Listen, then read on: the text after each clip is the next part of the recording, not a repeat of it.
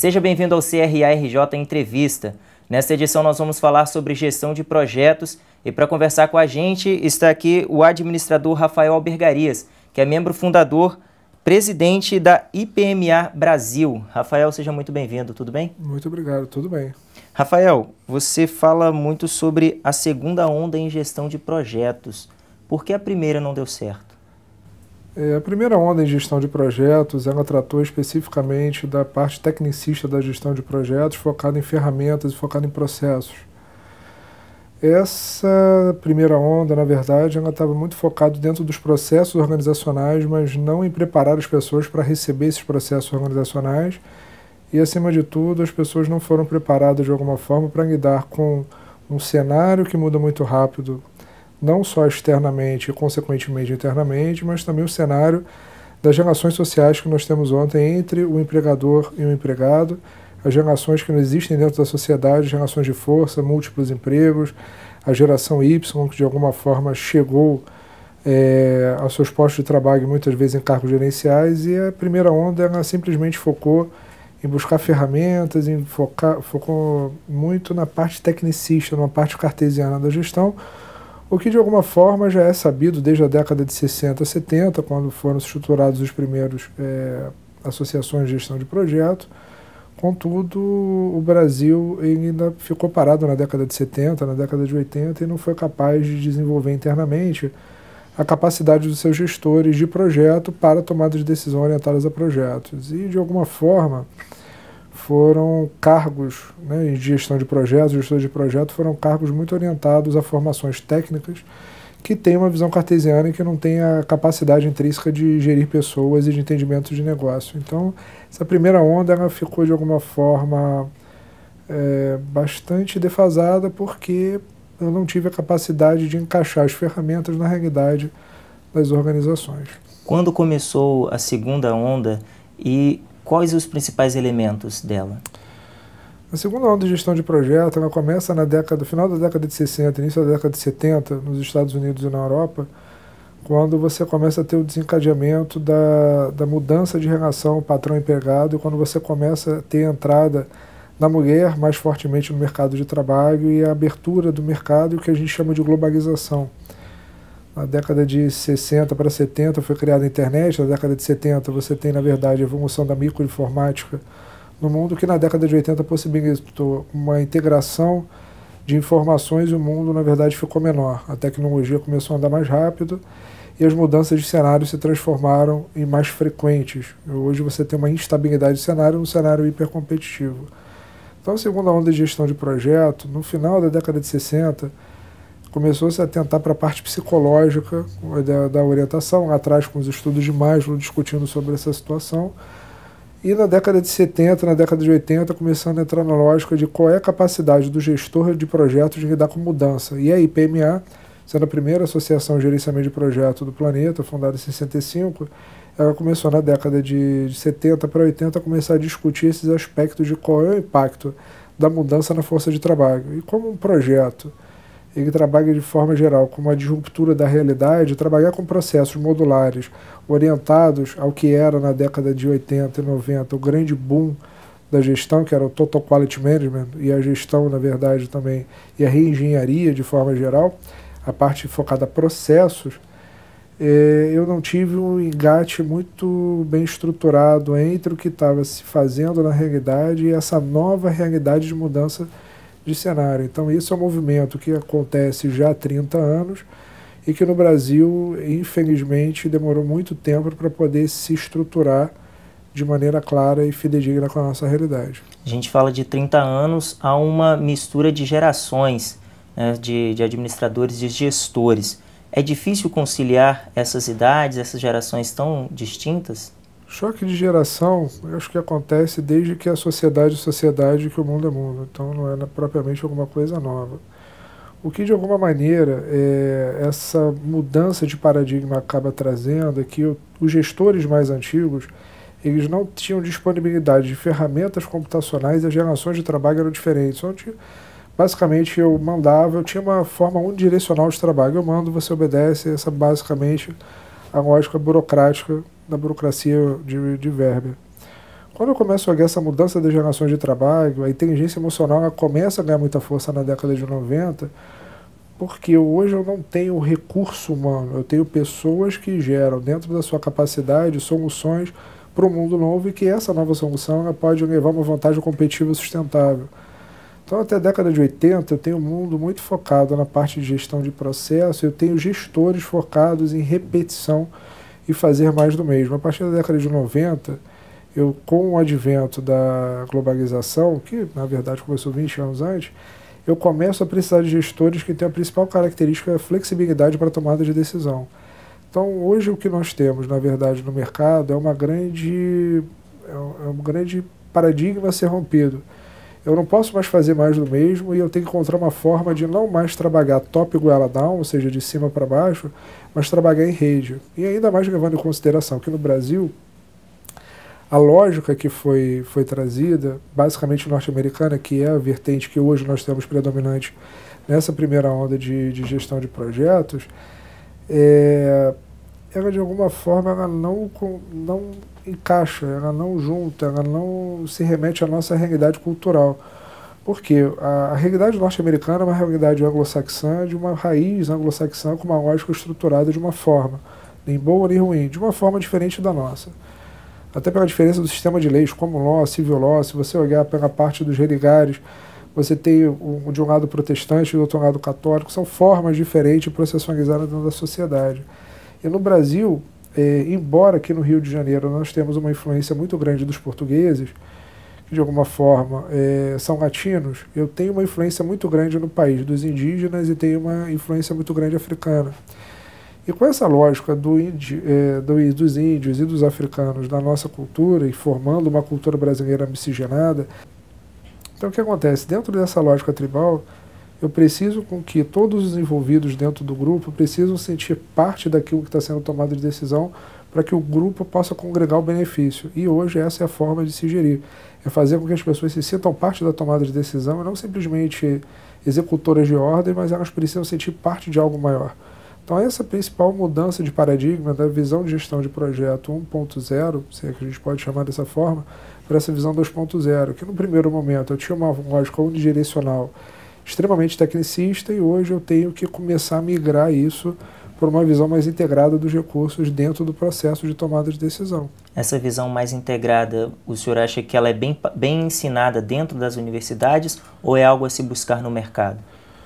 Eu confesso a você que o ensino no Brasil ele é muito superficial dentro das graduações com as quais eu tive contato. Eu, como administrador, digo que tudo é muito fácil na faculdade, tudo é muito simples, um paper ou uma visão, tudo parece muito óbvio, às vezes até ululante.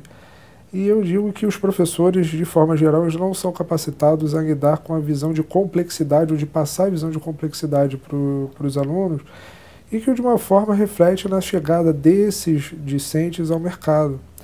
Eles chegam acreditando que, usando os métodos tradicionais, fazendo uma análise SWOT, faço uma análise de 5 forças de Porter, faço uma análise PEST, de alguma maneira eu vou conseguir retratar a realidade. E isso, infelizmente, não é uma realidade.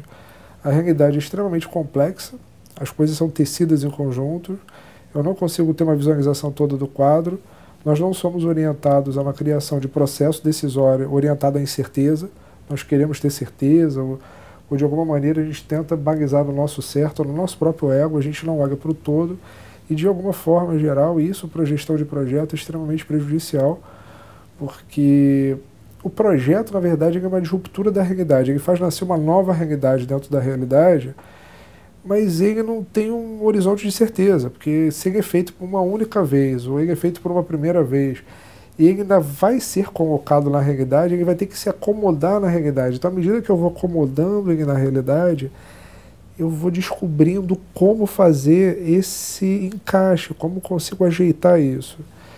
E dentro da faculdade, hoje eu vejo que o ensino ele é muito orientado, olha, 1 mais 1 igual a 2, é tudo muito simplificado. Então eu não treino o aluno a ter dúvida, ele é orientado a ter certeza, ele não sabe dizer não sei, eu preciso negociar, eu preciso entender melhor.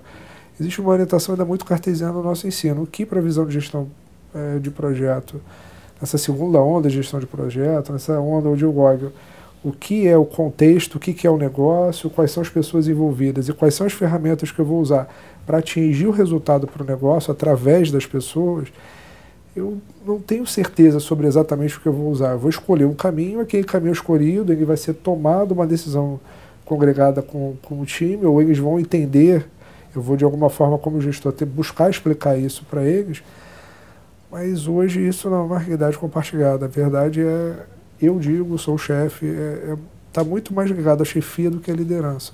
O senhor fala sobre essa questão de moldar o projeto, de que o projeto não é uma certeza, mas o senhor faz uma afirmação de que os projetos são a chave da sobrevivência das organizações. Como conciliar essas coisas bem adversas, opostas no caso? Olha, o fenômeno projeto é um fenômeno extremamente complexo, porque ele tenta traçar, na realidade de hoje, o futuro amanhã. Então ele tenta entender qual é a realidade, como é que eu posso aumentar minha capacidade. Então uma empresa que ela tem uma missão e ela quer entregar um determinado valor, e ela tem uma visão que ela quer entregar isso num determinado tempo. Eu estou devaneando sobre o futuro, eu não tenho uma afirmativa de como dizer como será o futuro, como é que eu vou escrever ele. Então eu vou ter que fazer adaptação disso à realidade que fosse desenrolando ao longo do período. Quando eu tenho um gestor de projeto que entende isso, ele está focado não apenas em entregar o projeto, mas em entregar o benefício.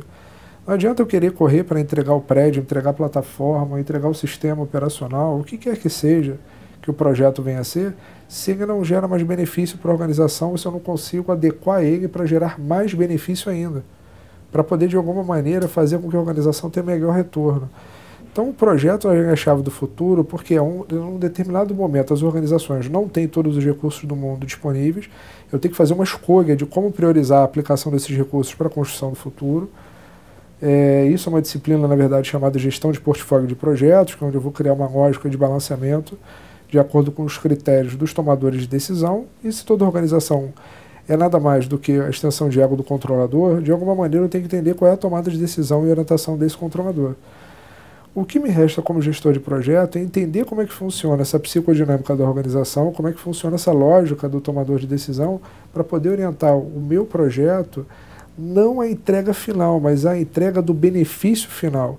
Então, se eu vou fazer uma alteração no prédio, na plataforma, no sistema, mas que de alguma maneira eu vou entregar mais valor à organização, é essa tomada de decisão do gestor. E na versão de gestão de projeto 1.0, a orientação era, olha, a alta administração tomou uma decisão, você vai entregar o prédio, você vai entregar a plataforma, você vai entregar o sistema, ou você vai entregar o serviço desta forma que você, como gestor, não era orientado a raciocinar sobre a sua entrega. Então você vira simplesmente um executor e mobilizador de recursos. E isso nas organizações hoje não é mais aceitável. As grandes organizações hoje, dentro da gestão do conhecimento, e na verdade nós estamos na era do conhecimento, a tomada de decisão ela é muito rápida, os negócios mudam de uma maneira monstruosa. Você tem hoje a maior empresa de transporte do mundo, não tenho sequer carro. Eu tenho a empresa que é a maior organizadora hoje de local para você poder se hospedar e ela não tem um quarto próprio.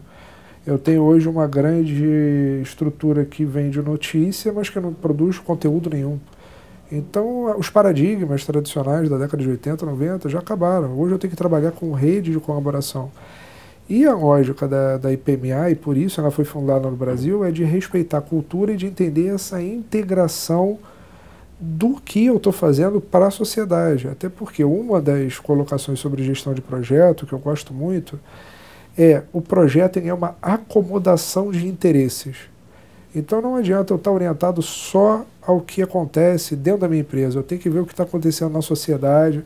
A gente teve agora um caso recente, uma tragédia em Mariana. Como é que foi aquela tomada de decisão? Como é que foram levados em consideração os requisitos de segurança? Quais foram os impactos? Quem fez a análise de risco? Como é que isso aconteceu?